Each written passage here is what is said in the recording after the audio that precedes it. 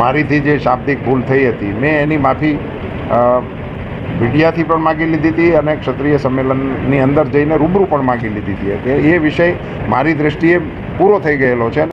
તો નમસ્કાર મિત્રો, ફરી એકવાર એક નવા જ વિડીયોમાં તમારું હાર્દિક સ્વાગત કરું। ત્યારે મિત્રો તમને તો ખબર હશે ને, આખા ગુજરાતમાં આ વાતની ખબર છે કે મિત્રો હાલમાં જે પરસોત્તમ રૂપાલાએ મિત્રો જે ટિપ્પણી કરી હતી બેન દીકરીઓને લઈને, અને એ જ વિવાદ મિત્રો હાલમાં સોશિયલ મીડિયામાં એટલો બધો રોષમાં આવી ગયો છે। ત્યારે મિત્રો હાલમાં જ મીડિયા સમક્ષ મિત્રો જે પરસોત્તમ રૂપાલાએ તેમની ટિકિટ રદ થશે કે નહીં એના બાબતે મિત્રો જે ચોકસાઈથી મિત્રો જે કીધું છે સાંભળીને કાયદેસર રીતે મિત્રો તમારા રૂવાટા ઉભા થઈ જશે। તો મિત્રો હાલમાં જ પરસોત્તમ રૂપાલાને મીડિયા સમક્ષ મિત્રો એક વિડીયો વાયરલ થયો છે, જેમાં મિત્રો પરસોત્તમ રૂપાલાને પૂછવામાં આવ્યું કે તમારી ટિકિટ રદ થશે કે નહીં। ત્યારે મિત્રો પરસોત્તમ રૂપાલાએ એવું કીધું છે કે મેં એકવાર બે થી ત્રણ વખત તો મીડિયા સમક્ષ અને 2 વખત ક્ષત્રિય સમાજની મિટિંગમાં એટલે કે લાઈવ સભામાં તેમની ક્ષત્રિય સમાજની હાજરીમાં અને તેમના આગેવાનોની હાજરીમાં મેં માફી માગી લીધી છે અને ક્ષત્રિય સમાજે મને માફી આપી દીધી છે।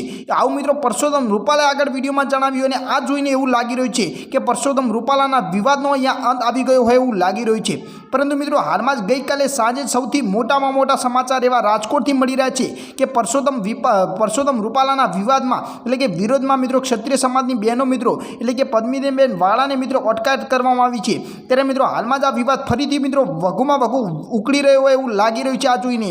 તો મિત્રો ખરેખર રીતે મિત્રો હાલમાં તો જે પરસોત્તમ રૂપાલાની ટિકિટ રદ થાય એવી જ મિત્રો ક્ષત્રિય સમાજની માગણી છે। પરંતુ મિત્રો તમારી દ્રષ્ટિએ કોણ આવી શકે છે ને આ જંગમાં કોણ જીતી શકે છે એ નીચે કોમેન્ટમાં તમારી પ્રતિક્રિયા દર્શાવવાનું ભૂલતા નહીં।